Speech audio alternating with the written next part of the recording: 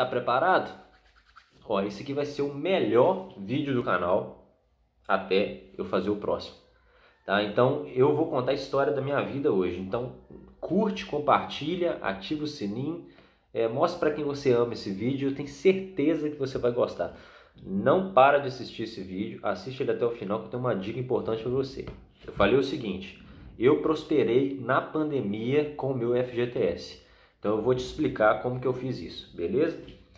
Como você ser rico, como você ser próspero, mesmo em época adversa, mesmo em época de pandemia. Beleza? Vamos lá? Tá preparado? Então simbora. Tudo começou assim. Antes disso, tem muita gente que fala assim: ah, Davi, você só fica falando de Bíblia e tal. Tudo que eu explico com Bíblia. Por quê? Porque a Bíblia é meu tesouro. Deus é o meu guia. Então se você não gosta, mete um dislike aí, mas não fique sem fazer nada não. Eu não gosto de Bíblia, eu não gosto de Deus, então vou fazer mas coloca um dislike aí, tá? Não deixa de interagir comigo não, beleza? Mas eu explico tudo na Bíblia, porque a Bíblia tem um segredo, a Bíblia tem a senha para tudo. Então tudo começou assim. Eu trabalhava no Hortifruti, eu recebia R$150 por mês, trabalhava de segunda a sábado, ganhava R$150 e ainda estava com aproximadamente 16, 17 anos, então eu fazia ensino médio e então ocupava o meu dia inteiro, né? Eu estudava de manhã e trabalhava de noite. Então eu comecei e falei assim: Deus, eu preciso de um novo emprego, né? Eu preciso que o Senhor me dê uma direção no que eu vou fazer. E aí eu abri a palavra, pedi Ele uma direção, e Ele falou o seguinte texto, Malaquias capítulo 3, se eu não me engano, versículo 18, que fala assim: então vereis outra vez a diferença entre o justo e o ímpio, entre o que serve a Deus e o que não serve a Deus. Então eu fui fazer uma prova de um estágio, uma prova que eu já tinha feito no ano anterior, mas era uma prova muito disputada e não deu certo. Então eu fiz essa prova de novo e eu passei nessa prova. E eu fiquei todo feliz, Deus está mostrando aí a diferença entre o justo e o ímpio. E aí depois eu fui saber que era eu e mais 159 que tínhamos passado nessa prova. De 600 pessoas, eu acho aproximadamente, fez a prova, passaram 160. E aí dos 160 eu estava lá. Só que ainda tinha mais um processo seletivo. Desses 160, iriam cortar a metade. Iriam ficar 80, 40 estudando de manhã, 40 estudando de tarde. Porque funcionava da seguinte maneira: 40 estudavam de manhã e aí eles faziam uma semana na empresa, uma semana estudando. Uma semana na empresa, uma semana estudando. Você fazia isso por um ano, né? E desses 80, eu estava lá. Eu estudei à tarde durante esse ano. E o que acontece? Dentro desses 600, cortaram 160, dos 160, 80, dos 80 dividiu 40 para de manhã, 40 de noite, dos 80 eu fui o primeiro, não estou falando que eu sou melhor que ninguém não, tá bom? Mas eu fui o primeiro a ser fichado na empresa na qual eu estava fazendo estágio. Então eu reparei e comecei a ver esse texto. E a primeira dica que eu dou para você: coloque Deus à prova. Tem até um pastor que eu já tive que ele é muito engraçado. Ele vai fazer uma coisa aqui e eu peço para você que escandaliza com qualquer coisa, com qualquer bobeira, que não escandalize com essa bobeira. Deus, ele entende brincadeira, tá bom? E ele fala assim: espreme Jesus na parede até ele soltar meio metro de língua para fora. E ele falava muito isso, ele usava essa expressão, e na verdade você tem que colocar Deus à prova. Você tem que demonstrar que tem fé, demonstrar a sua fé. E se você acredita, Deus vai fazer por você.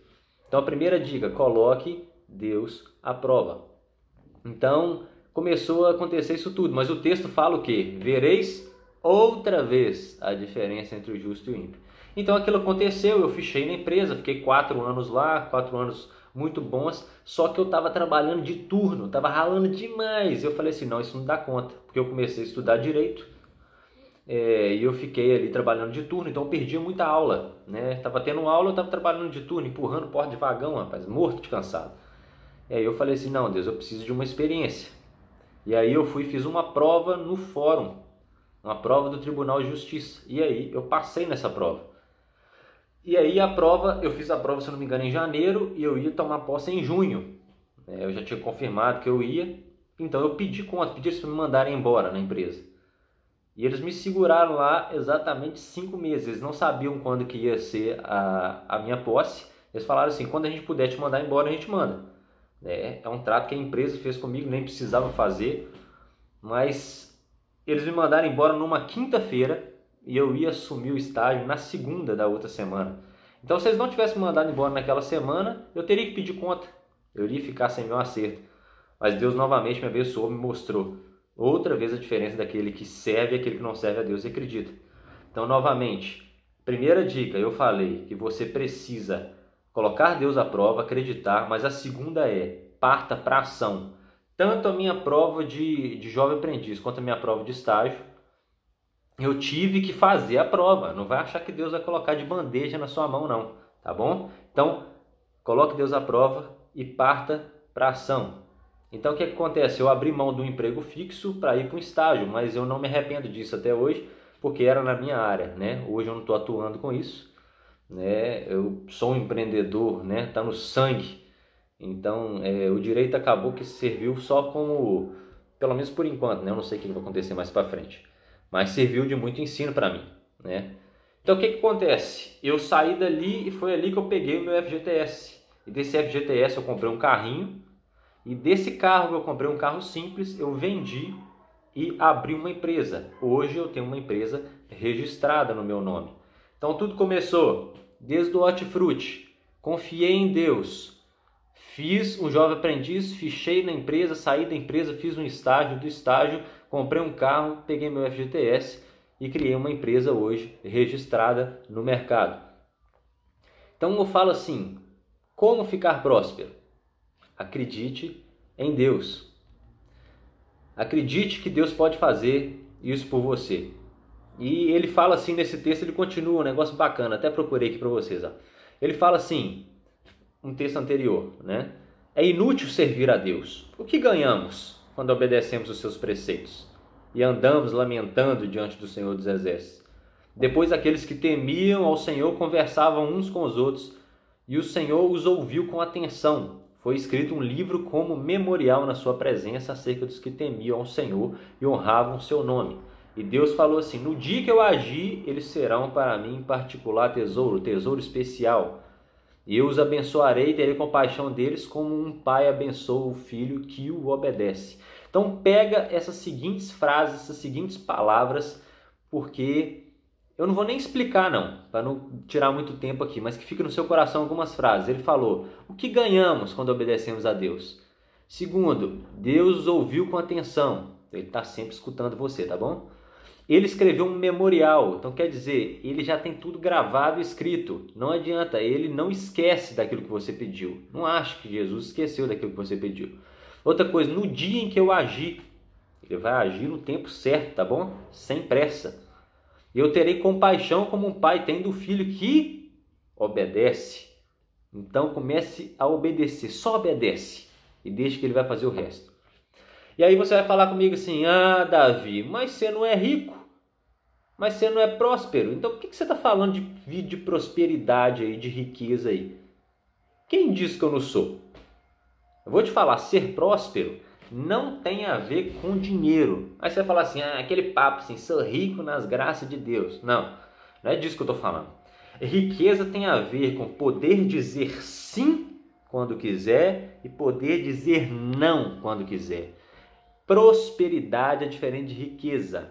Prosperidade tem a ver com liberdade. Liberdade tem a ver com dizer sim quando puder e dizer não quando puder. E liberdade é em várias áreas. Eu vou citar uma que todo mundo gosta, que é a financeira. O seu filho, vamos lá, quem tiver filho, vou colocar um exemplo. O filho pede um videogame. Pai, compra um videogame para mim. Você pode dizer sim para ele. Por quê? Porque você tem liberdade financeira, você prosperou. Mas também você pode dizer não. Quando alguém te oferece uma sociedade, às vezes aquilo vale muito dinheiro.